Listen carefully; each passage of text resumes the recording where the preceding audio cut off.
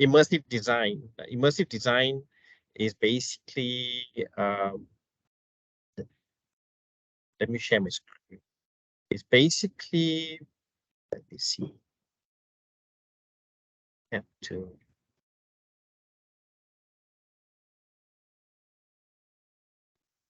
Okay, so I know you're looking at this tab, so I'm actually uh, sharing my browser. But immersive design is actually a specialization that's been introduced in the design in BDCM. And this specialization is pretty much focused on the um, 3D and 360-degree visualization. So when I say 3D and 360-degree visualization, we are looking at visuals that is neither two-dimensional, no two-dimensional images. It's not just purely two-dimensional flat drawings. It's about making the drawing a little bit more manifesting it into a little bit more of a immersed experiential method. Yeah. So a good example is uh, you know, the technology that is being used currently, like virtual reality technology, augmented reality technology. You also have 360-degree video technology and so on. But immersive design specialization is a lot of it hinges on specific areas of time-based media, um, not just digital, but also video. And there are other aspects of immersion that's also included that also has very much to do with audio as well. So it is somewhat connected to many different things, many different areas of design. Just as Mr. Kanan mentioned, it's not just focus on one area and that's the only thing that you're going to do for the rest of your life. It's just not like how it is. It is pretty much connected, and your skills in trying to understand immersion um, is complementary to the things that he's mentioned, complementary to different parts of the design industry.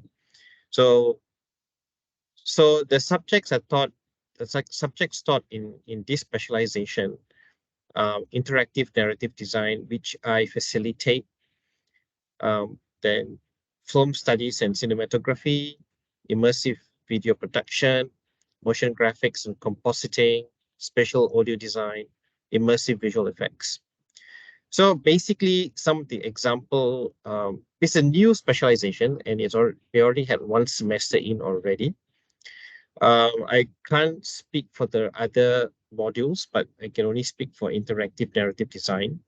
So we had one student enrolled for that last semester, and I will be showing you what has transpired to give you a rough idea of what kind of outcomes. But bear in mind, it's not the ideal outcome, or it's not the outcome, because it's still very new, and a lot of aspects of immersive design is subject to interpretation as well. So the bottom line is what what we understand about it hinges on why we need to design this, why we need to apply immersive design, why do we need to apply interactive narrative design and all these approaches, what's its purpose, and so on. So basically, you can find this information on the website, as I've shown you, on the Taylor's website. So that's very easy to see, and it's got synopsis for each of these courses. So I'll leave that for you to read. Now, I'm just going to open this. Hang on. Yeah. Now I have a site which will be useful for tutorials eventually when I'm going to talk to you about problem statements for the upcoming assignments, etc. During our discussions, we're going to look at different examples. Now, as I said, it's not going to be a very lengthy description, theoretical description of immersive design, because there's no specific theory. There's no theory of immersive design. There's none.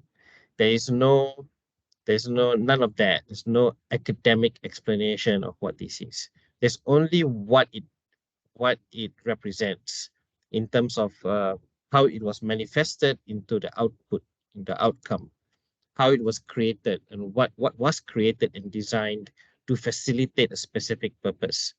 So when it comes to that specific purpose, it's all about the nature of the problem statements for immersive visual and interactive technologies. What really happens? What is the issue at hand? Why does something like this exist? Why do we need this? Why do we need immersion? For what purpose? So there are lots of different content. There's so much of content and opinions, points of views on immersion, on immersive design, particularly in the area of virtual reality and mixed reality. So immersive design is very much focused on virtual reality and mixed reality. Now, when it comes to virtual reality, many of you are not stranger to that term, because you know virtual reality is about you being inside a virtual world, and you get to interact with many things in the virtual world. So the virtual world's also seen in games, in simulations. So there is a video online that says that's titled "The Real Reason VR Keeps Failing." Now, I will not play this video. I'm just showing you what's on this site.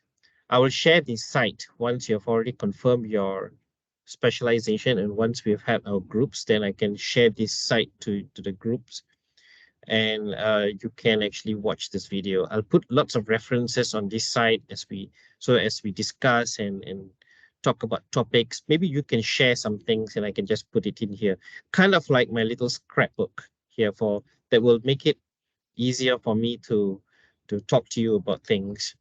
So the real reason why VR keeps failing, there are a lot of opinions, a lot of views. Why do we, Meta, for example, have created all these reason because Meta wants virtual reality to be better than reality. Some people who are biased towards the technology will somehow say, it's worth investing because it's better. It's better. Better in what way?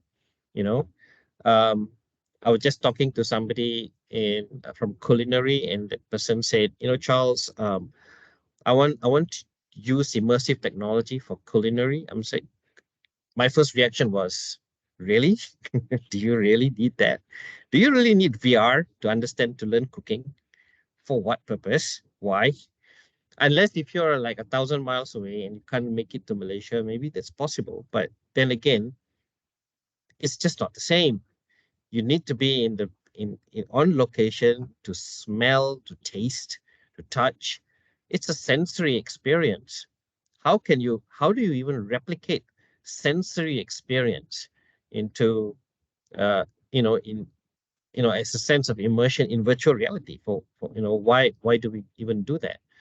um so obviously it's not the same.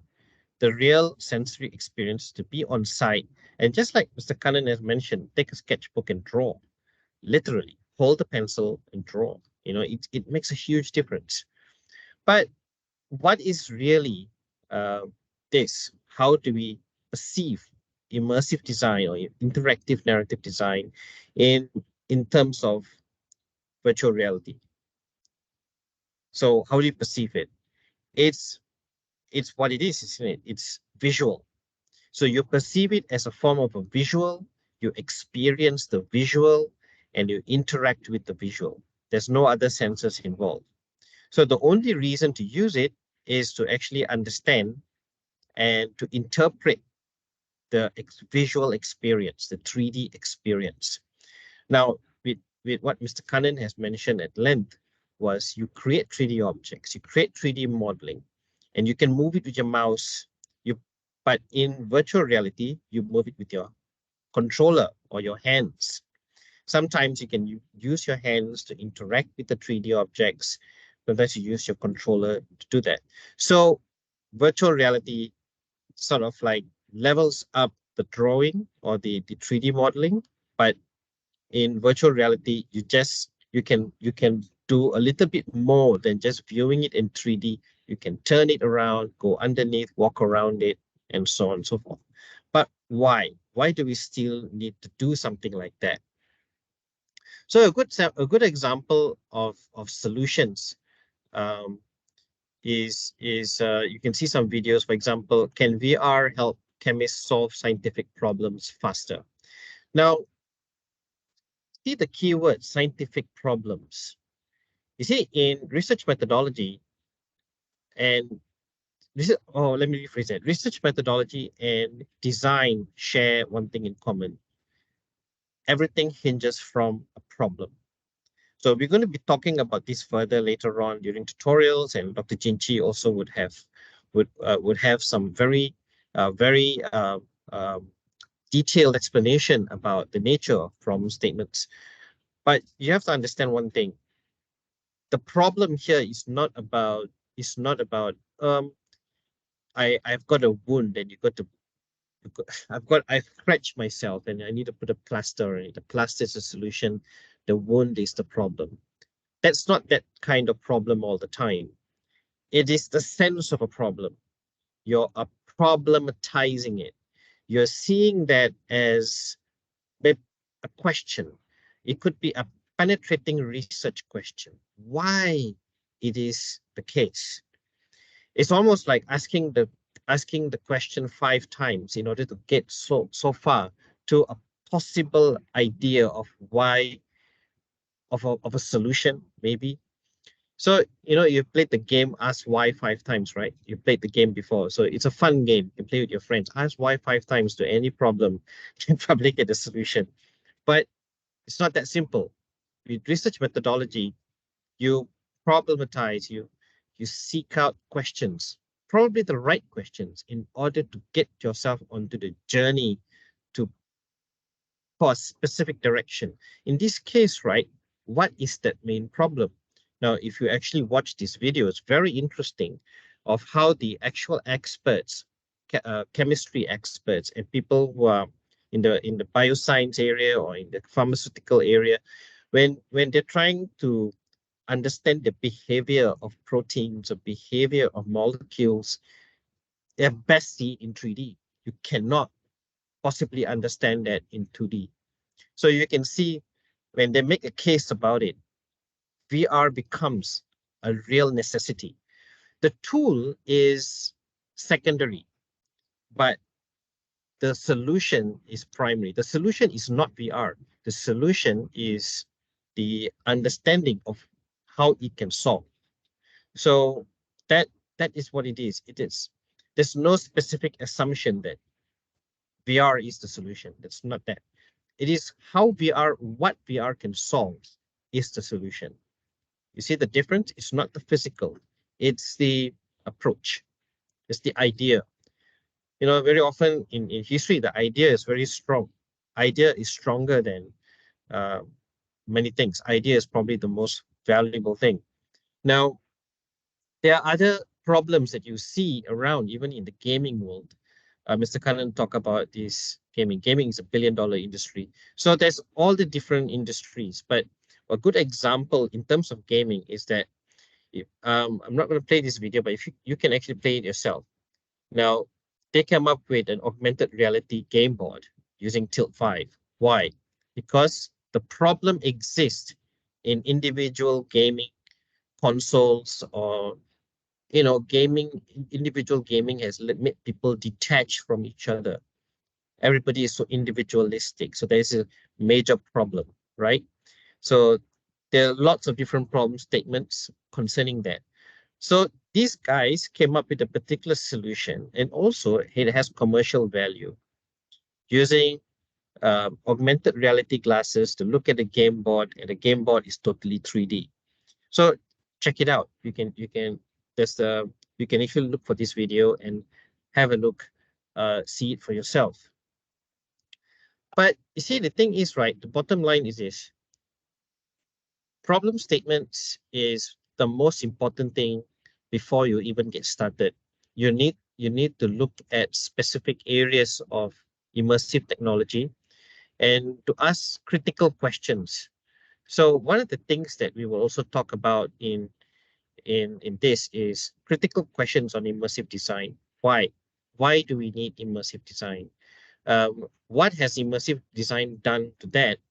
Which why is it not happening on this one? You can make comparative analysis on different immersive design or immersive product or immersive approaches, methodology.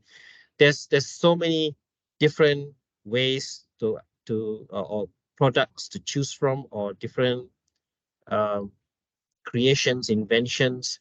So you can actually ask critical questions about it, make a review on existing technology, existing immersive simulations.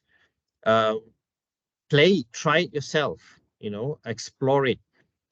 Look at what others have said about it. There are lots of uh, different immersive technology or immersive products out there in the market or on YouTube. Or you can find many references, but you can actually question that.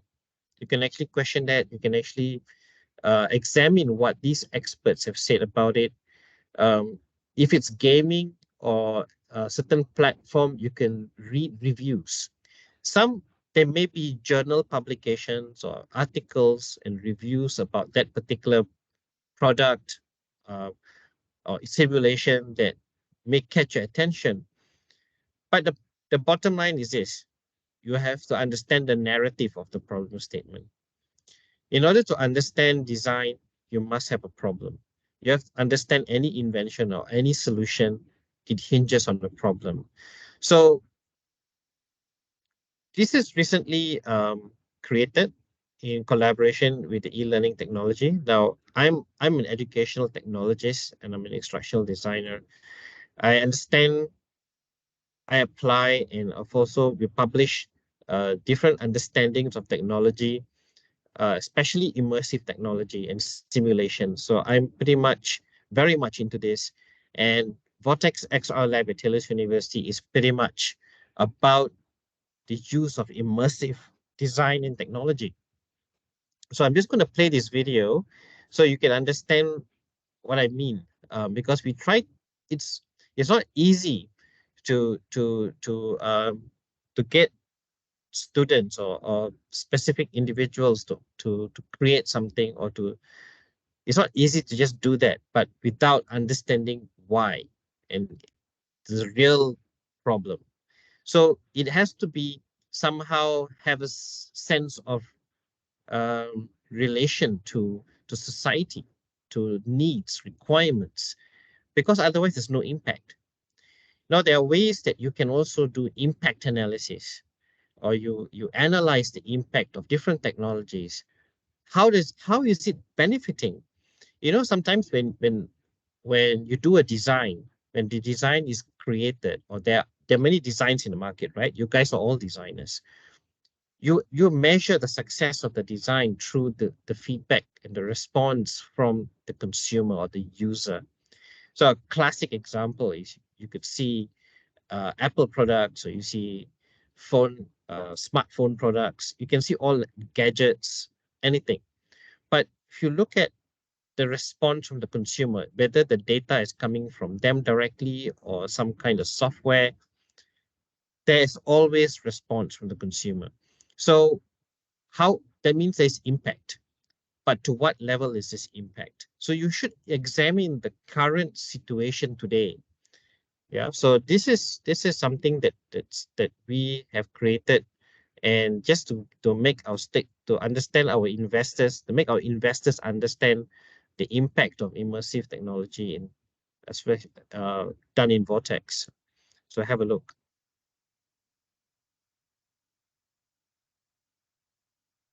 Hope you can hear this.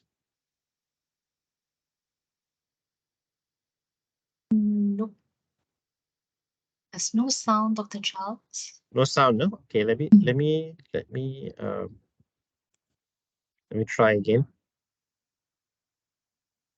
Got sound now?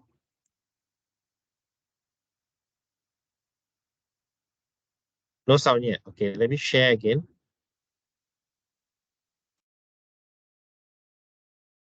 Because I'm pretty sure I selected include computer sound.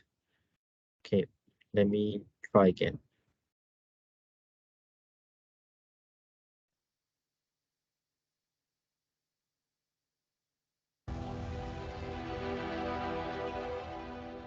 Got sound? Why does it feel like my ideas are running dry at the most crucial moment? The lack of effective tools to prepare me for real-life situations contributes to my sense of trauma.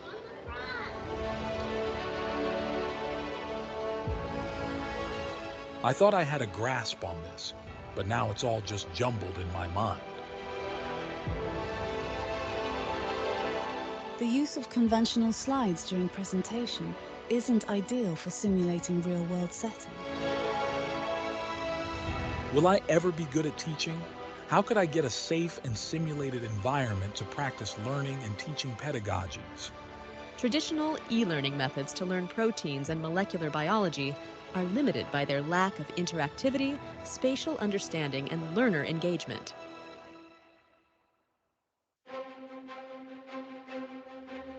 To bridge the gap between creativity and the fast-paced fashion world, students at the design school converted 3D fashion designs into interactive augmented reality items, enabling faster commercial distribution.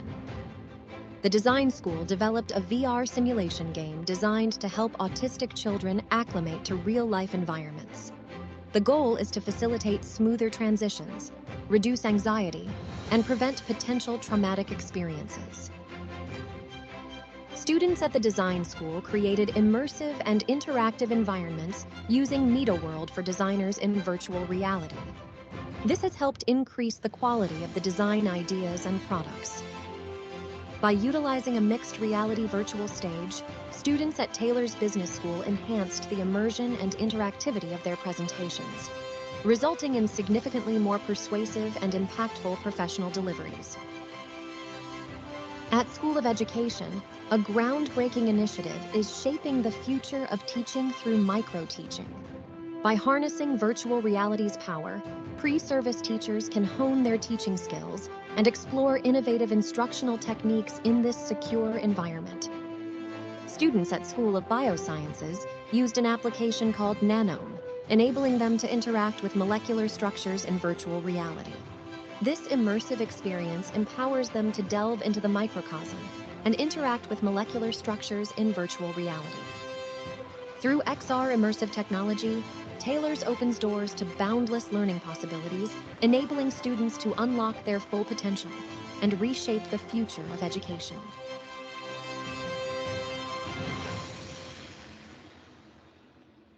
Yeah, so back to immersive design.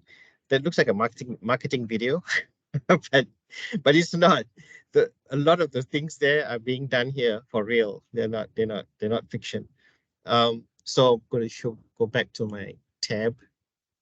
So as I scroll down here now, what we have done last semester, we have the interactive narrative design. Now, interactive narrative design is about creating impactful narrative. So when you design a story plot, or you have an impactful narrative framework, then you have a much better experience. So that's basically better narrative framework equals better user experience. So we got that started as a concept. So the whole idea is for the student to create a narrative game or a narrative simulation, but it doesn't have to be a finished product like commercial ready finished product, but it's a prototype. So what this student did with this, he used the framework to no, before even getting to the framework, the first thing that we discussed with him, like, why do you want to do this? What's the problem statement? That's the first question. What is the problem statement? And he had no clue. What am I doing this for? But then we had some casual chats, like basically what you see is um, the issues that we face here in education, or the issues we face here in the university, Um, then he said, well, I've always had this thing. I've always been very critical about why there's lacking facilities, facilities that lacking facilities for students who find it challenging, um, students who are challenged in different areas. For example, he talks about depression, he talk about mental health, he talk about bullies. So, and he himself shared with me about his life when he was bullied a lot, and he found it very frustrating. I mean, he was into depression, but he also had ideas, and he wished that the bullies could also understand the point of view of the ones being bullied, and the ones being bullied can also understand the point of view from the bullies, so they can see each other and understand each other, put each other in each other's shoes. So understanding this perspective seemed to be a very interesting idea, and he wanted to explore this in virtual reality. But first, he wanted to create a storyline which enabled that to happen. So as a result, he came up with, I'm just going to mute this, but he created a game called Uninstall. Now, Uninstall is a story where that you experience in VR is something like a role-playing game, and you you play this game and then you experience life as a bully. And it's, well, for 14-week work, it's not bad actually. I mean, for 14-week work, I experienced it and I kind of empathized with the kid. Um, First, you wake up in your room and then you interact with the objects around you, and you experience very abusive. You experience a very abusive stepfather.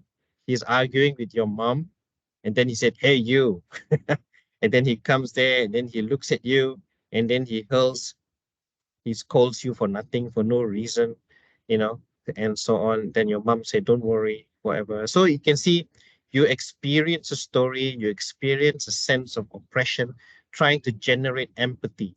So some of the objectives that he wanted, he asked specific. Of course, he generated specific questions.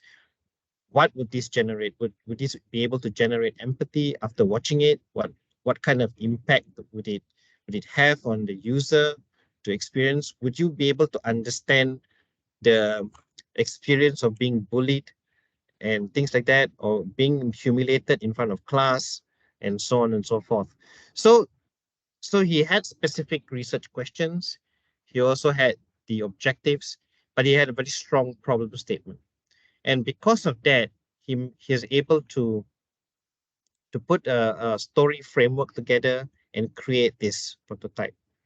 So as a result, it's quite a compelling prototype. Obviously, it does take a lot of effort, but the challenge is to be able to get this clarity, um, the clarity of the problem statement leading the um, towards defining a strong direction for your research. That is the clarity that you're aiming for. But for this particular module, obviously there's an output, a prototype, and so on and so forth.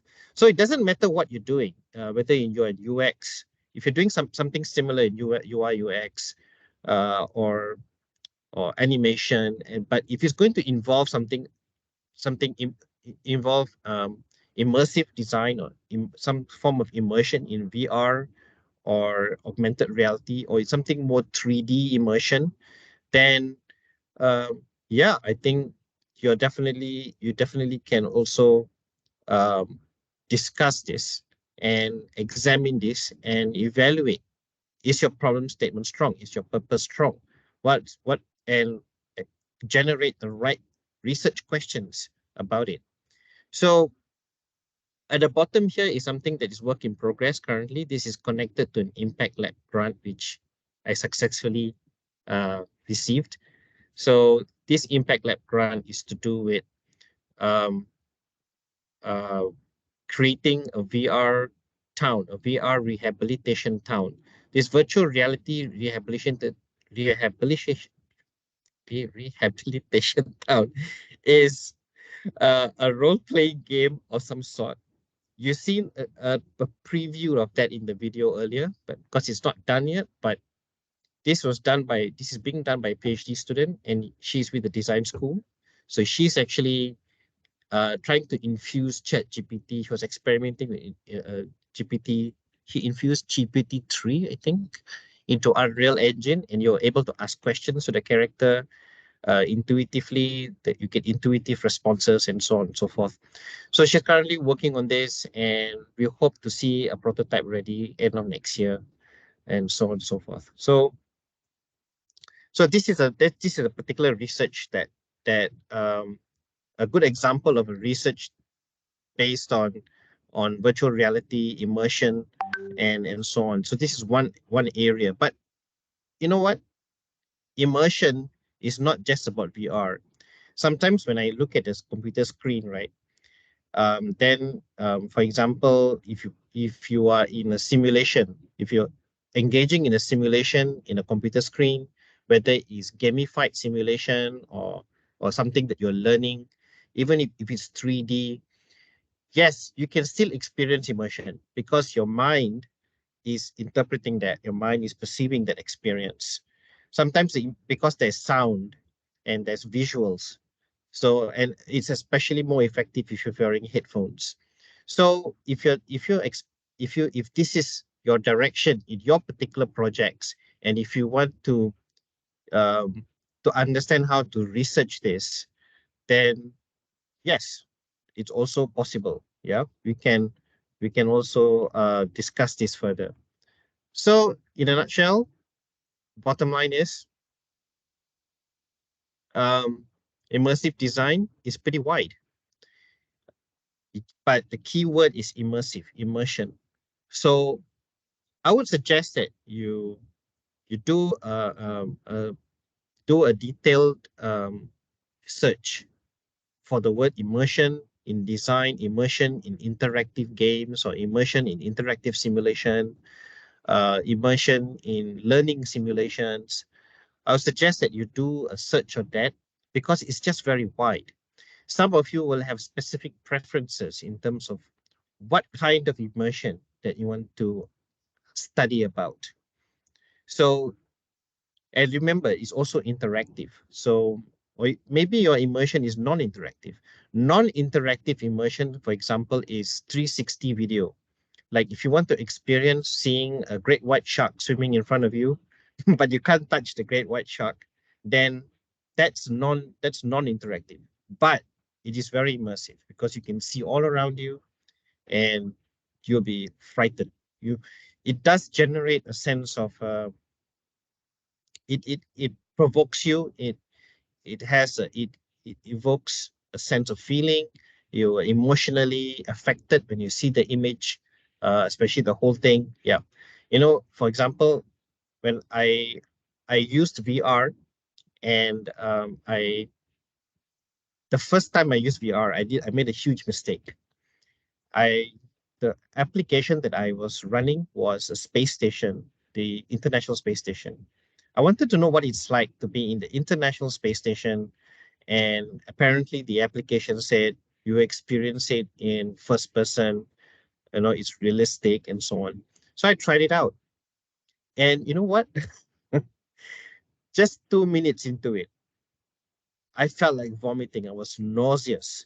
And why did I thought, why am I feeling nauseous? I was like sick to the stomach. Literally, if I spent another 3 minutes into it, I would have gone to the toilet and vomited because my brain was deceiving me. My brain was telling me that I'm in space, but I'm not. But my brain was convincing me there's no gravity because I can't tell up from down.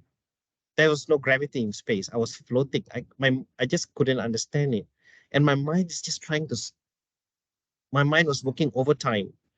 The brain was working overtime. And then I was like, wanted to vomit. So that's the sense. And if that's the kind of thing that you want to understand, why is this happening? But because you're in the design field, you are talking about visual design or visual interaction or interactive narratives, then your focus of that experience is what about that visual? What about that design that has led to this feeling, and how do you create more of that?